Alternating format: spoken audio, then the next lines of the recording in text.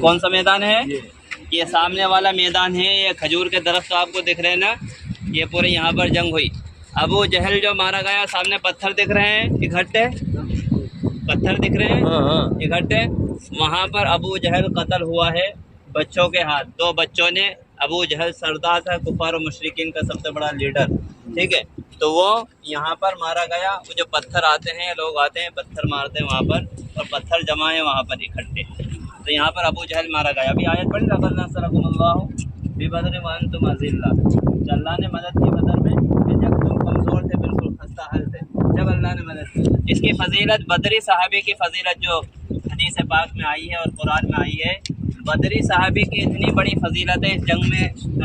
شامل ہونے والے 313 صحابہ، ان کی فضیلت اتنی اللہ رب العالمین نے بڑھائی ہے، آگے کے لیے اعلان کر دیا، اگر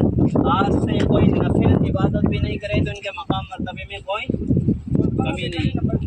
اسرائے بالکل کمزور تھے، جنگ کا کوئی سامان نہیں تھا، ایک اونٹ تھا، وہ بھی باری باری سوار ہو کر مدینہ منورہ سے یہاں صحابہ آئے تھے کفار مشرکین کا مقابلہ کرنے کے لیے، اور ان صحابہ نے اس دلی کے ساتھ، ہمت اور طاقت کے ساتھ جنگ لڑی ہے کہ 1000 سے اوپر کافروں کو ہوش اڑا دی ہے۔ سامنے آپ کو پہاڑ نظر آ رہے ہوں گے، ادھر سامنے یہ پہاڑ نظر آ رہے ہیں، ان پہاڑ پر وہ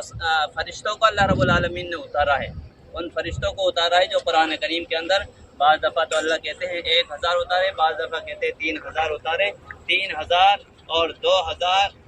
علماء کہتے ہیں سب کو جمع کر کے، آیت قرآن کو جمع کر کے 5-6 ہزار فرشتوں کو اللہ رب العالمین نے مدد کے لیے اتارا،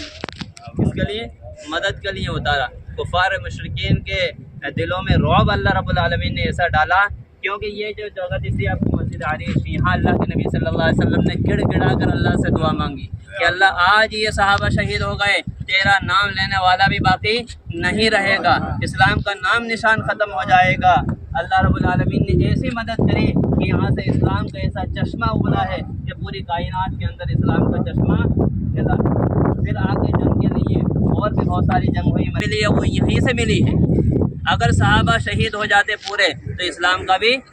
جو دعا اس خیمے میں اللہ کے نبی صلی اللہ علیہ وسلم نے کر کے بتلائی تھی، جو ایک خیمہ تھا، تو وہ میدان ہے، تو عبرت کی نگاہ سے ہم دیکھیں گے۔ اور تو بڑے جاہ و جلال کے ساتھ وہ آیا تھا، لیکن اللہ نے اس کا تکبر کیسے خاک میں ملایا؟ بڑوں نے نہیں مارا اس کو، 2 چھوٹے چھوٹے بچوں نے قتل کیا،